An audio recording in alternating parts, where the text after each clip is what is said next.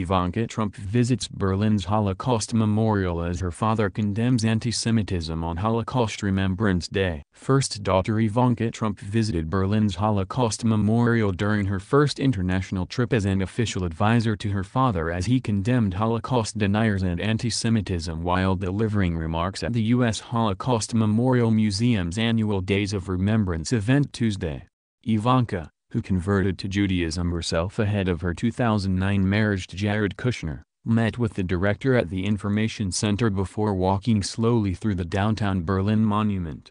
She was photographed wearing dark sunglasses while walking among stelae at the memorial where she was flanked by Secret Service agents keeping tourists and others at a distance. The 35-year-old eventually took her sunglasses off before gently touching a slab, which are meant to symbolize the chaos of the Holocaust. Her visit to the German capital's memorial to the 6 million Jews murdered by the Nazis comes on the heels of Press Secretary Sean Spicer's Holocaust gaffe.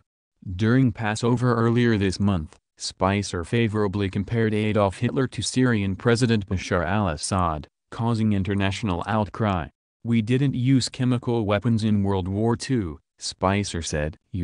You had someone as despicable as Hitler who didn't even think to using chemical weapons." Spicer apologized multiple times, but the gaffe didn't do the Trump administration any favors as acts of anti-Semitism have increased since President Trump has taken power.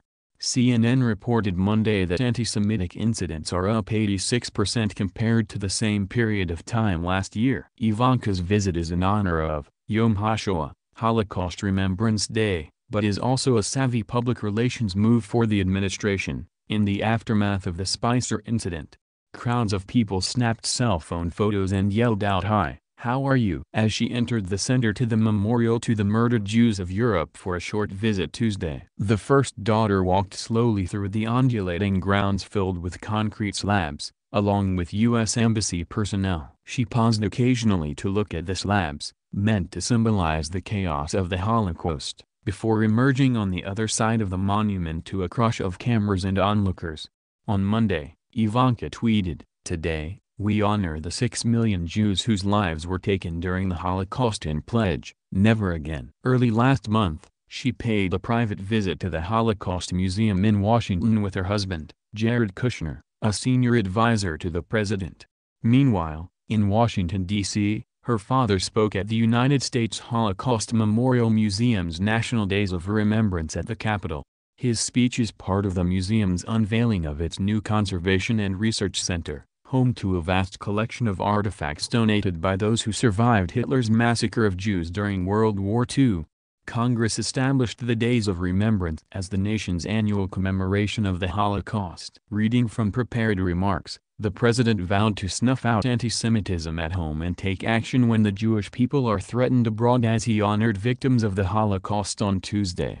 "Those who deny the Holocaust are an accomplice to this horrible evil, and we'll never be silent. We just won't. We will never, ever be silent in the face of evil again," he declared. Trump said to the veterans, Holocaust survivors and legislators attending the event, "We will stamp out prejudice. We will condemn hatred. We will bear witness, and we will act. As President of the United States, I will always stand with the Jewish people, and I will always stand with our great friend and partner, the State of Israel." 6 million Jews were murdered by the Nazis without mercy, he said. Without even a sign of mercy. Attacks on the Jewish people continue, he noted, bringing up the terror calls that were sweeping across Jewish community centers in America when he took office.